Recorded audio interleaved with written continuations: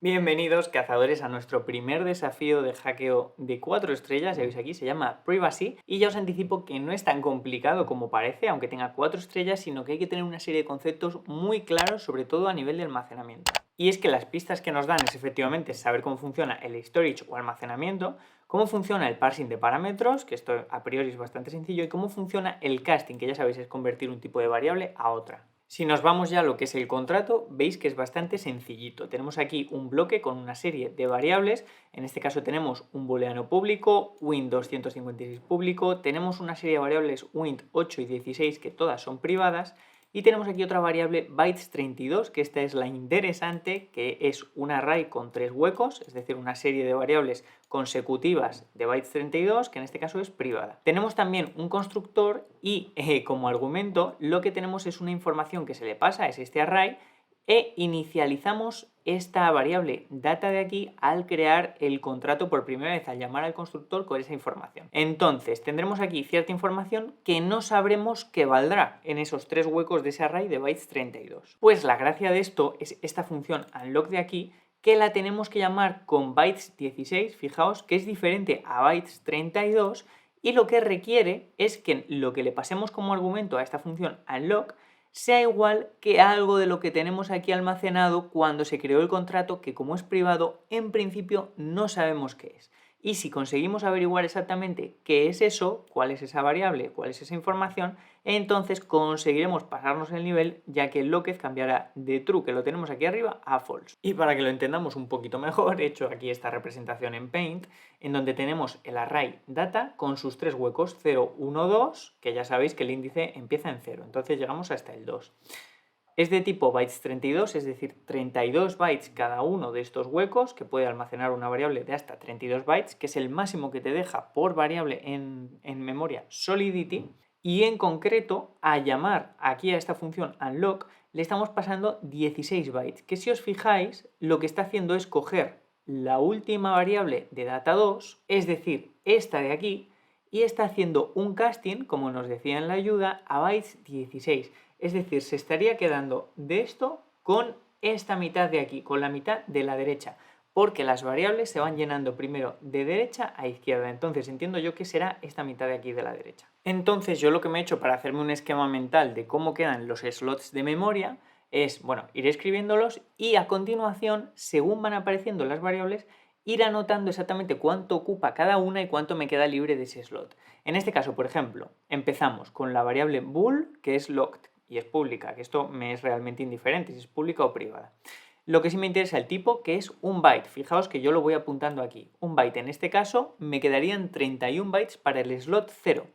Pero ¿qué es lo que ocurre? Que la siguiente variable es wint256, que ya me ocupa los 32 bytes, es decir, me ocupa el hueco completo y me deja casi todo libre arriba. ¿Y cómo sé que win256 me ocupa 32 bytes? Bueno, porque 8 bits son un byte y 256 bits, en este caso entre 8, son 32 bytes, que es el resultado. Entonces me llena todo este slot, que es el slot 1.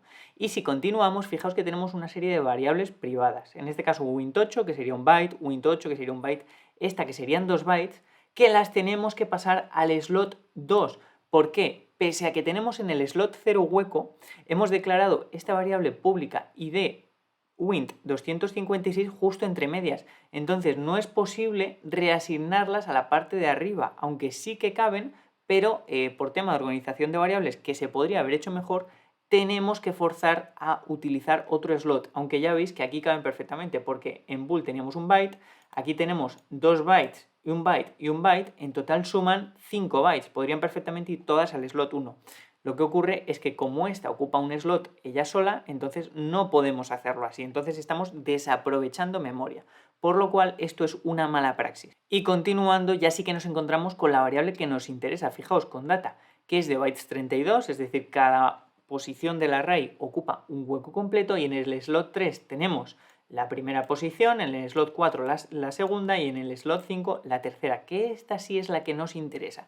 Entonces ya sabemos por lo menos dónde está la información que queremos. Fijaos que yo acabo de desplegar mi instancia y esta es la dirección que me ha dado. Entonces vamos a utilizar la función de getStorageAdd, como hicimos ya en algún contrato anterior en el que atacamos, para ver exactamente qué es lo que tenemos en las posiciones de memoria. Fijaos, esta es la función web3.eth.getStorageAt en la que le pasamos como primer parámetro la dirección de nuestro contrato y como segundo cuál es el slot de memoria que queremos ver. Le ponemos una wait como siempre porque si no va a tardar un poquito en darnos la respuesta y fijaos que aquí tenemos el primer bool que es el que tenemos alojado.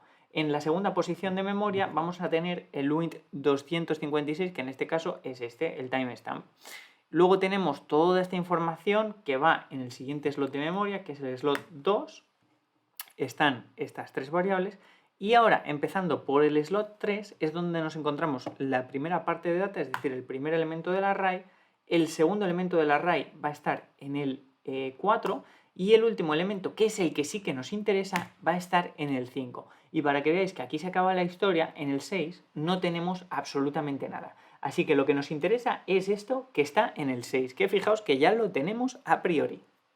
Eso sí, lo que nos falta ahora, fijaos, porque la función no me admite bytes 32, porque si no yo directamente haría copia-pega de esto y entonces simplemente llamo a un lock. Lo que ocurre es que no me admite eso, sino que hace un casting de esa información, de esto que tengo yo aquí, a bytes 16, que es lo que tenemos que hacer, transformar esta variable que es bytes 32 a bytes 16. Entonces, para hacer ese casting, yo me voy a crear una función aquí en Remix Ethereum que sea muy sencillita, que reciba algo de tipo bytes 32, haga el casting y devuelva el bytes 16. Y ya con esa información sí que podré llamar a un lock con la información que sí que es la correcta, que es la conversión a bytes 16. Entonces para ello me voy a crear una función que será muy sencillita, se va a llamar convert, por ejemplo, que va a recibir un bytes 32 variable, mismamente, va a devolver returns, a ver si lo escribo bien, va a devolver un bytes 16, vamos a abrir y cerrar esto, aquí ponemos un bytes 16 y me falta la visibilidad, que en este caso se la voy a poner como external para poder ejecutarla desde fuera, podría ser pública también. Y lo que vamos a hacer aquí en una línea es el return de bytes 16, ya sabéis aquí estoy haciendo el casting de variable, que es lo que estoy recibiendo. Eso sí, como estas variables se suelen pasar con barra baja, pues entonces le voy a añadir la barra baja simplemente. Y lo que me dice, y efectivamente tiene razón, es que ya que no estoy modificando nada en la blockchain, le puedo poner pure, o puedo poner view, pero en este caso pure porque ni siquiera veo nada de la blockchain, es lo más sencillo posible. Así que vamos a hacerlo así y vamos a compilar. Ya veis que no me ha dado ningún problema. Ahora vamos a desplegarlo, le doy aquí en deploy, lo tenemos ya desplegado y esta es nuestra función en donde tenemos que pasarle la variable que teníamos nosotros aquí. Entonces simplemente la copio, me la llevo aquí y le doy a convert a ver qué es lo que me devuelve. Fijaos que esto es lo que me ha devuelto, que es un bytes 16, que esto ya sí es lo que le tengo que pasar a la función unlock para poder desbloquearlo. Entonces lo copio, me lo llevo para acá, voy a hacer limpieza por aquí y voy a hacer await contract.unlock y le voy a pasar esto que tenemos aquí, eso sí, entrecomillado. Vamos a abrir las comillas por aquí y vamos a ver si efectivamente esto funciona o no. Confirmo la transacción, ya se ha confirmado nuestra transacción y para comprobar que efectivamente el lockez ha cambiado, lo que podemos es hacer un contract.ver la variable pública lockez. Así que vamos a ver, en este caso es false, o sea que acabamos de confirmar que efectivamente ha funcionado con lo que teníamos, ya que antes estaba true. Así que vamos a comprobar esta instancia, pero todo apunta a que nos hemos pasado este nivel 4.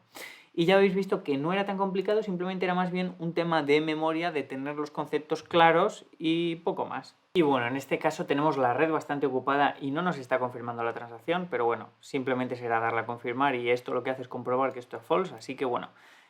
Por mi parte nada más, espero que os haya gustado el vídeo, que hayáis aprendido algo y sobre todo que si lo habéis disfrutado dejéis un comentario, le deis a like, os suscribáis, apoyéis la serie y nada más, nos vemos en el siguiente vídeo.